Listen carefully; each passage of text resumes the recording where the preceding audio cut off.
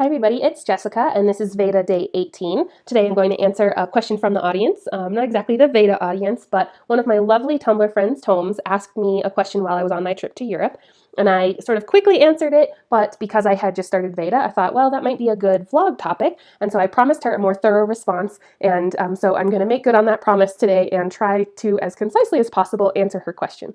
So Tomes asked, how in the world did you plan and organize this amazing trip of a lifetime? It's like you did everything in Europe. So I can actually confirm that we did not get a chance to do everything in Europe. Even though we went to 4 different countries during our trip, we really concentrated a lot of our time in each place that we visited. And that was really intentional because we wanted to make sure we had plenty of time in those places. So our trip actually took us from Denver to London, and then we spent several days in London. My friend who lives in Switzerland came and met us in London, and we traveled together for a few days and saw the sights. And then all of us, my husband and my friend and I, all traveled back to Basel, Switzerland, which is where my friend lives and teaches 5th grade this year.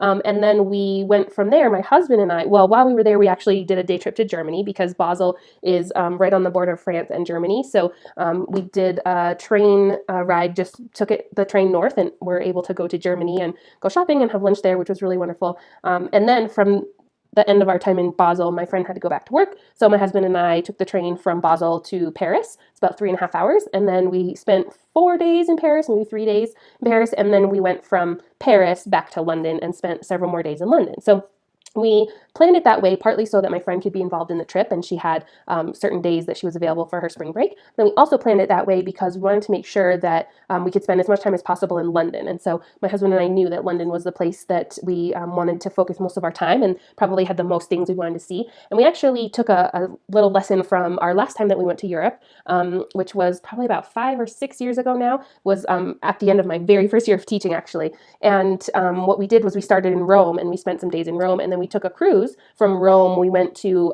several other places on the 7-day cruise, and then we ended back in Rome and had like a day and a half or so back in Rome again. And we actually really liked that. So in order to plan this trip, it's kind of funny because, you know, I very quickly answered Tomes when she first asked the question and was kind of laughing because I'm a total planner and I really like knowing what's going on and when and how and having all that information together. But I'm also a perfectionist procrastinator. And I've actually read research and there's studies that have been done about people who are perfectionists actually tend to procrastinate because the closer you get to the deadline, you can't perseverate over things for too long. And so then at some point it just becomes about doing the task rather than spending every waking minute doing the task. And it's more acceptable to spend every waking minute doing the task when you're just a few days out rather than 5 months out. So it also stemmed a little bit, I think, from our last time to Europe. So, you know, like I said, it was my first year teaching when we were planning this trip, and we left, I think, a week after I ended school. And I ended up, unknowingly when we first planned the trip, but I ended up actually changing schools. So I was in the midst of packing my entire classroom, you know, doing everything I need to do for my new job, wrapping up this old job, like taking care of all those things. And so really didn't get to plan our trip as much as I wanted to, but it all worked out really well. And the thing that I learned from that trip was to have sort of a skeleton, but to not be fixed in like planning out every minute of every day. You know, you don't know how you're going to feel. You're traveling 9 hours on a plane, and you don't know how jet lag is going to hit you. And it might, you know, you might be able to get through it really quickly, and it might take you a few days to adjust. And you don't want to be feeling like pressured when you're on your trip. And so what we ended up doing, one of my favorite things is actually, I love finding Rick Steves videos, and I found some other, you know, I just started searching things like Europe and then putting in the names of all the places we were visiting on the TV search and just seeing what programs, travel shows were available and watching some of those. And then Rick Steves is actually my very favorite sort of guide to Europe. If you go to his website, he has really great information. You can actually watch all the Rick Steves videos online for free, which I think is just wonderful that he puts all of those out there. So you can go to his website and you can watch the videos on YouTube, which is really great. So, you know, we found some of the ones that we thought were helpful, like Europe travel tips and things like that. The other thing that I do a lot is I look for message boards. So I find message boards about the places where we're going. TripAdvisor now, is helpful in terms of reading reviews and things like that. But you also have to take things with a grain of salt. And especially, I know from our previous time traveling in Europe, different people have different ideas of their expectations of what a hotel room should be like and what amenities there should be, and what constitutes a high quality versus a low quality hotel or even just trip experience. And so it's kind of hard to gauge, what people are thinking.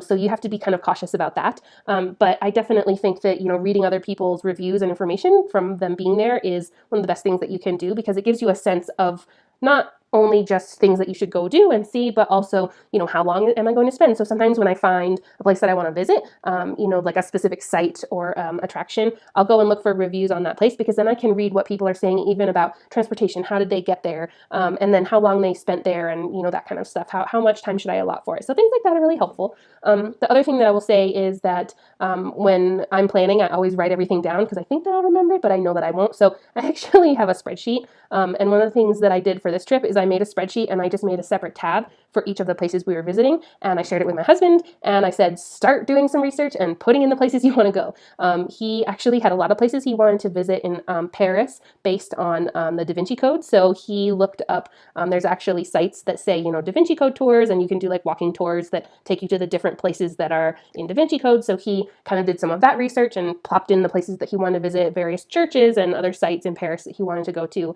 And then we also did some research about the different places that are in other movies and TV and books and things. So like Harry Potter, we looked up some of the things that are very Harry Potter-esque in London, and put those in there. And then we also did, because I'm, a Whovian and I'm a total Doctor Who nerd, I did a lot of research about like what are some of the kind of Doctor Who things that you can go see. So there's actually one place where there's a police box, and it was actually put there for a Doctor Who event many years ago, and it's still there. And so I wanted to go because it's actually the only blue police box in London, and it's not an authentic, original police box. It just was put there. It's literally like a replica for Doctor Who, but like I didn't care. It's a TARDIS. I'm gonna go see it. So I put that kind of stuff in there.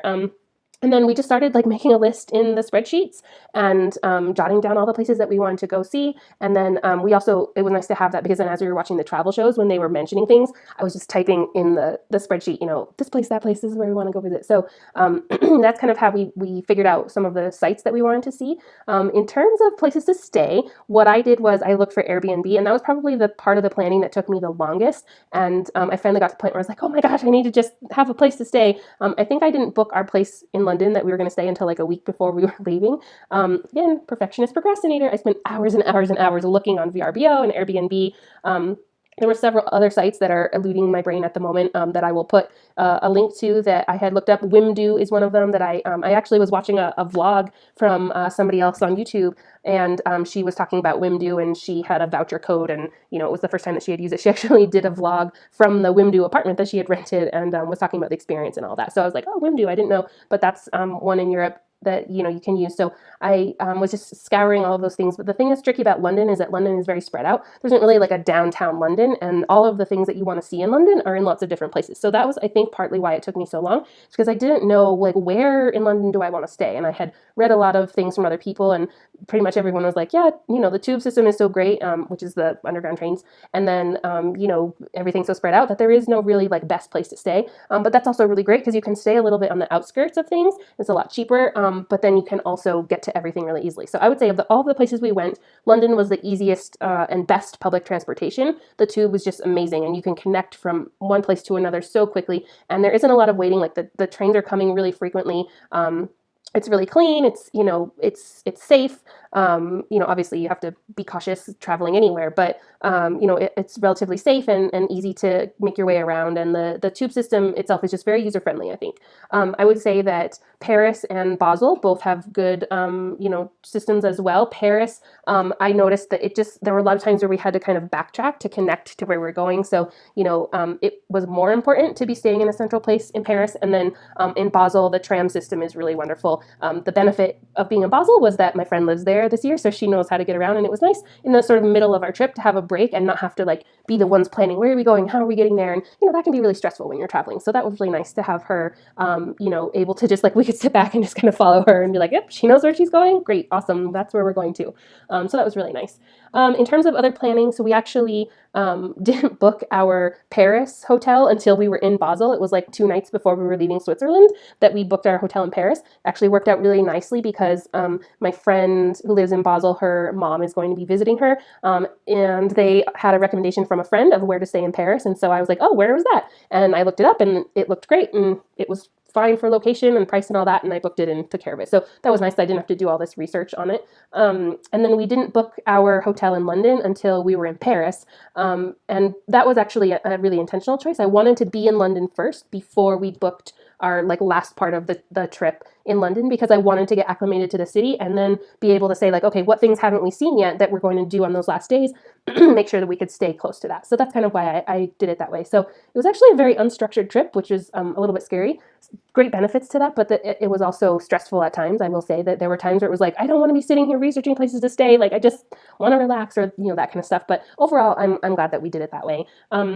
What else? I guess the only other thing that I would say in terms of planning is that, the more that you can seek out people who've been to those places, like, post on Tumblr or post on Twitter, and just like wherever you have a network, Facebook, wherever it is, just, say, has anyone been to these places? I would love to talk to you. And then just ask them the questions that you have, or, get their advice, because now that I've been to those places, I could give someone a wealth of knowledge and information and advice and answer lots of questions about it that I would have loved to have someone answer for me before we went. So, the more you can reach out to people, chances are somebody has been somewhere that you're going. You can check with them and get really good sort of help from them. So I think this is getting quite long, so I'm going to cut it off there. If I think of other tips or tricks or things, I will definitely post them in the comments. But Toms, thank you so much for asking this great question, and I hope everybody's doing great, and I'll talk to you all tomorrow.